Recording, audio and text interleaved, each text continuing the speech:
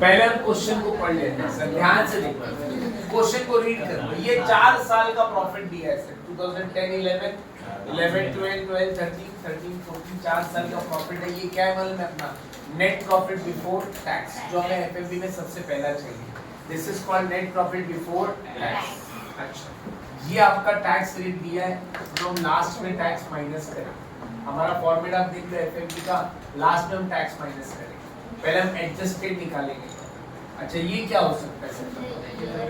11 और 12 में क्या हुआ है sir? There was a loss by 5। ये क्या है बेटा? Abnormal expenses and losses. क्या होगा बेटा? ऐड होगा। Abnormal expenses and losses, loss by 5।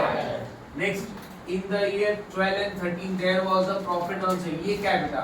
ये एब्नॉर्मल इनकम है, क्योंकि ये प्रॉफिट और ये लॉस ये हर साल होने वाला एब्नॉर्मल है। Clear with this? डाउट है बेटा इसमें किसी को? वापस समझाओ फॉर्मेट आपको? नहीं ना? चलो आगे देखो क्या होता है।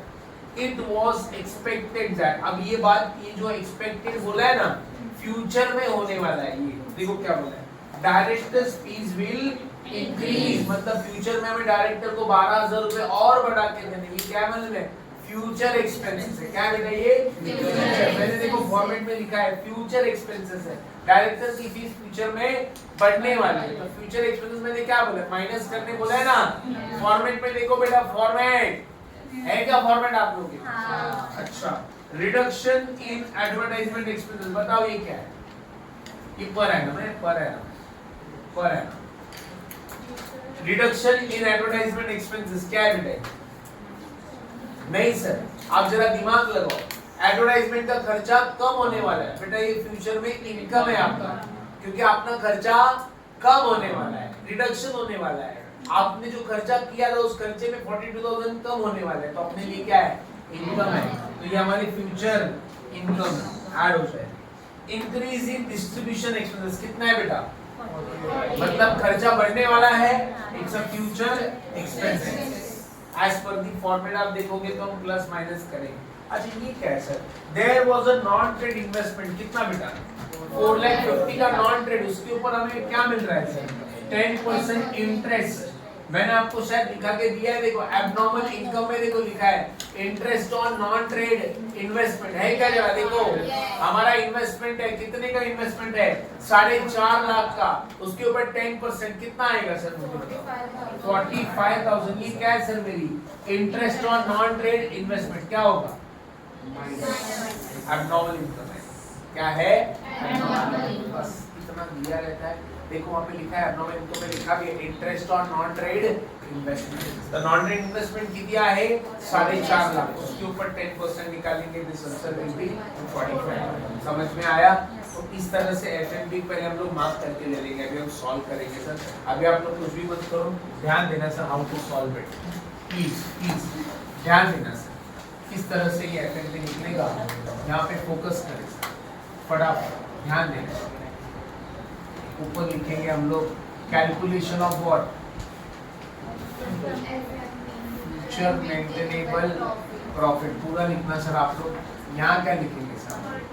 Particulars year 2011 12 2012 13 13 and 14 14 and 15। Right student? अच्छा, सबसे पहला आइटम क्या लिखते हैं हम लोग? Net profit before tax. Right student? तो नेट प्रॉफिट बिफोर टैक्स कितना दिया है? 4,32,000, 4,46,000। नेक्स्ट कितना दिया है सर? 4,36,000। नेक्स्ट 4,53,000। बराबर है कि नहीं? है ना? 4,32, 4,46, 4,36, 4,50। डाउट है इसमें किसी को?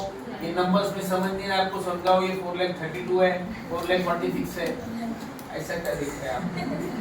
अच्छा, इसमें अभी ऐड क्या होएगा? इसमें ऐड क्या होगा? Abnormal expenses. कितना बेटा? Abnormal expenses and losses 20। Abnormal expenses and losses कितने का जरूर? डायरेक्ट लिखेंगे लॉस बाय कौन से ईयर में हुआ है सर? कितने का लॉस हुआ? तो ये क्या होगा? ऐड होगा बेटा।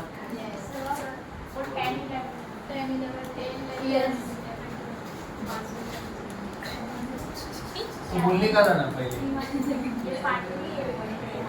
10 11 11 12 12 13 39 वेरी गुड स्टूडेंट। कौन सी ईयर में ऐड होगा sir?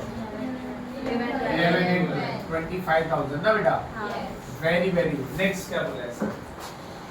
There was a profit on sale। बेटा क्या है profit on sale of asset 40,000? क्या होगा?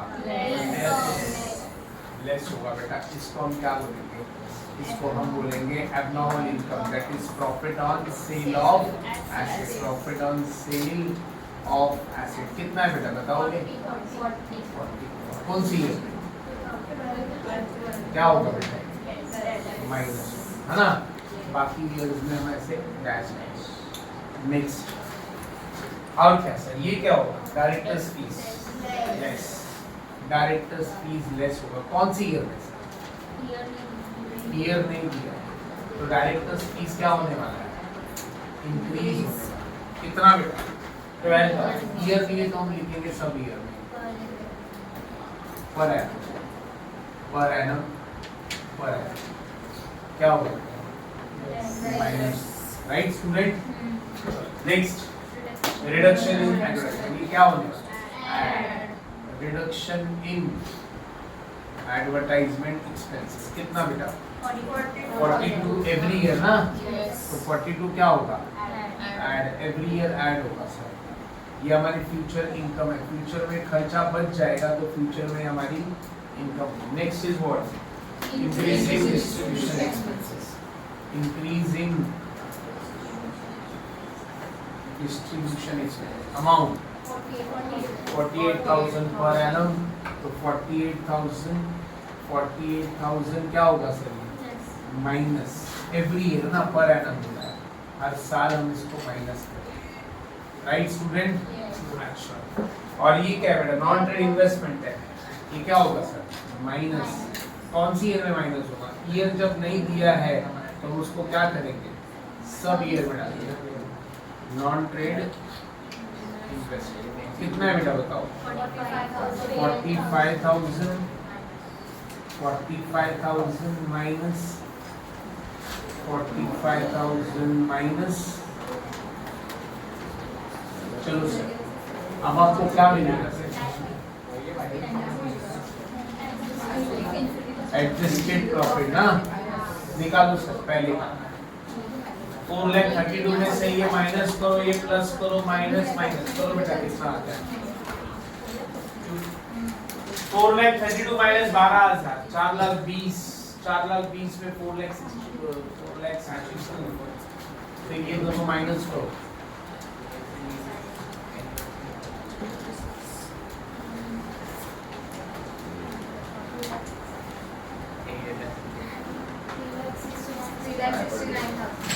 $3,69,000।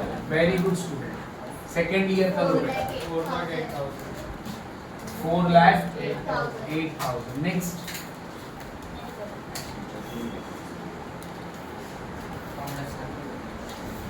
लो बेटा, लो जल्दी जल्दी।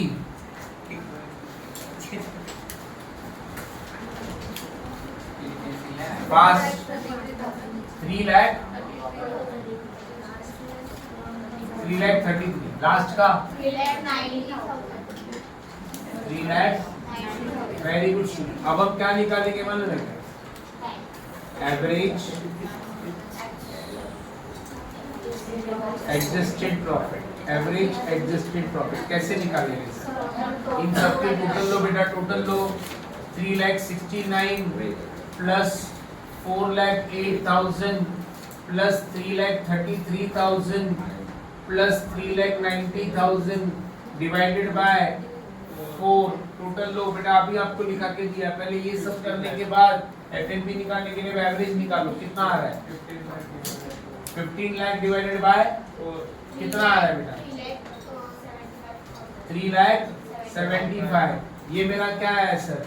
एडजस्टेड एवरेज प्रॉफिट आया है ना।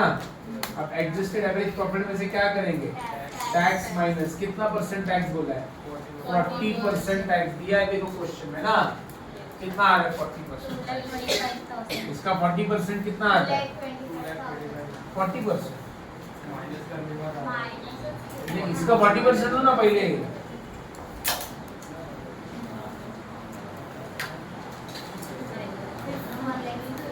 1,50,000, तो जो बचेगा वो हमारा FMP है।